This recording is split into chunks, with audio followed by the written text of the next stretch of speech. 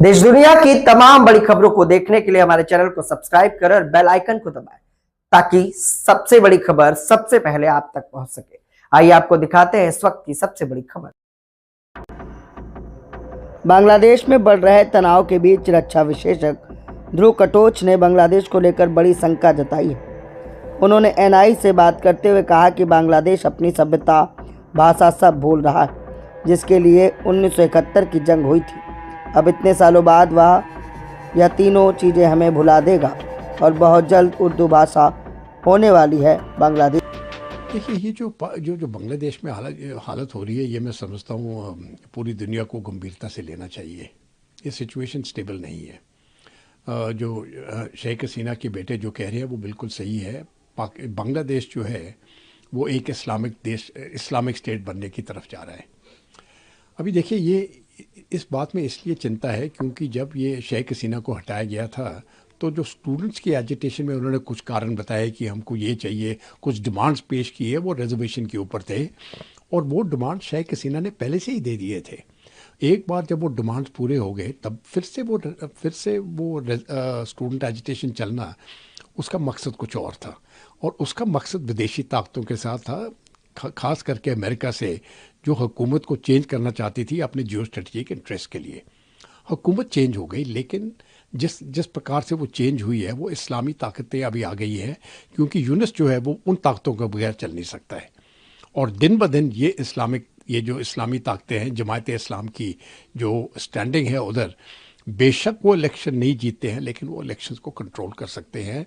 और जो फरवरी में इलेक्शंस होंगे, मुझे लगता है ये रिग्ड होंगे और जो नतीजा आएगा, इसलिए इस्लामिस्ट ग्रुप्स जो हैं ये ऊपर उठ जाएंगे। मैं समझता हूँ ये खास करके बांग्लादेशियों के लिए ये मैं समझता हूँ बहुत बुरा है।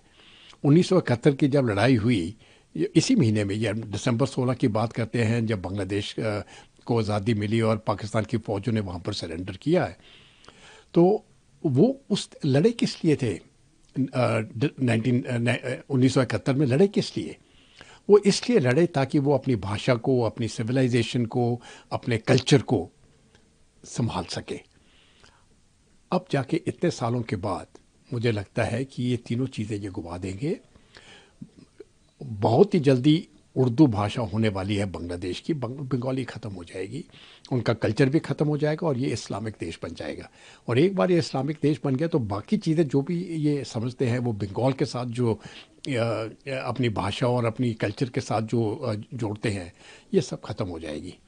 और ये मुझे इसलिए बुरा लगता है क्योंकि 1971 में अप्रैल के महीने में जब जनरल नियाज़ी ने पहली अपनी स्पीच दी अपनी पाकिस्तान के मिलिट्री ऑफिसर्स को, तो उन्होंने उसमें ये बताया कि इन बंगालियों की इनकी नस्ल बदली कर दो। उस टाइम तो वो हार गया और 16 दिसंबर को उनको सरेंडर करना पड़ा 1971 में।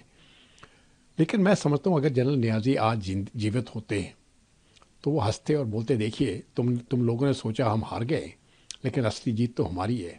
हम चाहते थे ये बांग्लादेश जो है ये इस्लामी देश बने, और देखिए अभी ये इस्लामिक देश बन चुका है।